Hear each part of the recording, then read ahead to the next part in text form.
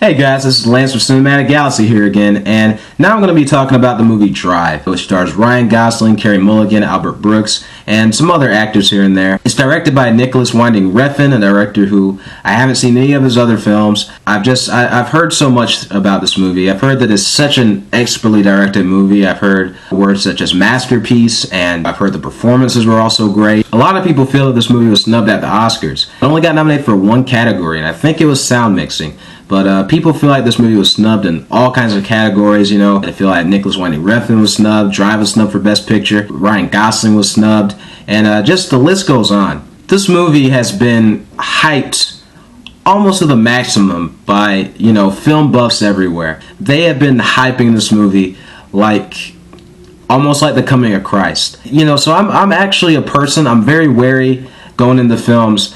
Even if it's a film I'm excited to see, when it's been hyped a whole bunch, I'm not really so wary of the film, but I always try to make sure, alright, just watch it, you know, try to level your expectations so you won't be disappointed, and just see how you feel about it. I just want you guys to know that I'm not a person that gets swept up in any kind of hype. You know, I always analyze things for myself, I always see how I feel, and I try to not be affected by hype at all. And you know what? Drive is a masterpiece. Seriously, I absolutely love Drive. This movie it blew my mind, and I actually saw it the same night I saw War Horse. I saw War Horse at the theaters, and Drive had just come in the mail because I ordered it off of Amazon, and I literally stayed up and watched it. Now, Drive is really unlike any movie I've ever seen, and before some people come in and start talking about how many European films and independent films are reminiscent, you know, they've done the style before, that's great. You know, I haven't seen those movies, so I'm just talking about Drive. I really, you know, I have more movies I need to see. I need to see more independent films and stuff like that, and more foreign films, but I really haven't seen much of them, so I really have not seen anything like Drive in my entire life. Just from the very opening credits of this film, I mean, I was honestly blown away. And I think the thing that really stuck out to me, other than the lighting of the film and the visuals of Ryan Gosling as a driver driving through the streets and stuff like that, what really stuck out to me was the 80s soundtrack. You know, this movie had a very synthesizer, old-fashioned 80s soundtrack. And me, even though I was born in the 90s and really grew up a lot in the early 2000s, I'm a big fan of 80s music, and even 90s music as well, of course, but I'm a big fan of 80s music. I mean, I just love that synthesizer pop feel that a lot of it has. It has a very surreal quality to it. Almost any song in the 80s has that kind of feeling. And just when this film was playing that soundtrack, I would just kind of listen to it and just kind of feel relaxed, you know what I mean? Carey Mulligan was really good, you know, as her character. She has a likability about her. Albert Brooks was the villain in this film, and he was absolutely scary, absolutely terrifying. Apparently this is kind of breaking the mold for him, because he doesn't usually play these kind of parts. I haven't really seen a lot of his other roles, so I kind of have to check him out. Ron Perlman was in it, and I thought he was good in it. The other guy, why can't I remember his name, who plays this character, Shannon? He was good in it too, very good. So while all the acting was good in this film, obviously the standout, as it should be, is Ryan Gosling.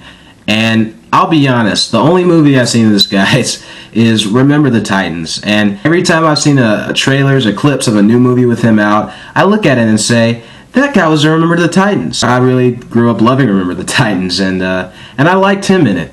I thought he was good in that movie, whatever he did in it. I definitely have to check some of his other filmography out and see his other movies. He had a lot of movies come out in 2011, but in this role, and I know this sounds like I'm hyping him to a ridiculous degree, but I think that his screen presence is right up there with the likes of Humphrey Bogart, Clint Eastwood. But the minute you see him on screen, he doesn't say a lot in this movie. Now, some people have made fun of that, but he does so much with his face, and you know, you're just watching him, you're trying to figure out what's going on behind his eyes, and honestly, it's a really intimidating performance as well, a really frightening performance. There were moments in this film where I was scared of what he was going to do. And you just don't know, because he's one of those quiet, loner type of characters, and you just see him, and he's just sitting there looking, and you know, he's just so unpredictable, and that's what I really loved about him. So other than Ryan Gosling, the star of this movie was definitely Nicholas Winding Refn, the director. The reason I say that is because this movie was just very intensely directed, you know, many slow moments, many quiet moments. There wasn't really a whole lot of action in this film, to be honest. When there was, it was pretty riveting and exciting, but there wasn't a whole lot of, at least, physical action or car chase action. The type of action that was in this film was quiet action. And what I mean by that is stuff is going on and intensity is going on, but you're not seeing like a big exciting chase or something going on. I was never bored by the slow pacedness of this film. I was actually riveted.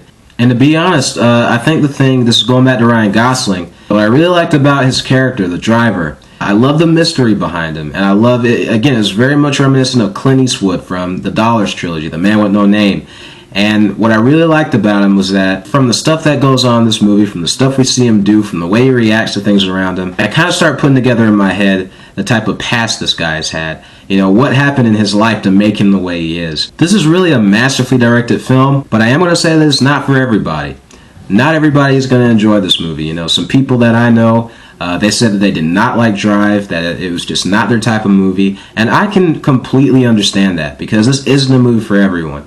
And I'm honestly hesitant about showing it to some people, because it really, I mean, I loved it, but a lot of people are going to go into this movie expecting something different, expecting something more mainstream. This movie definitely does not appeal to the masses. You know, it's only going to appeal to a certain group of people, and I really can't say who those people are, because they're really kind of varied.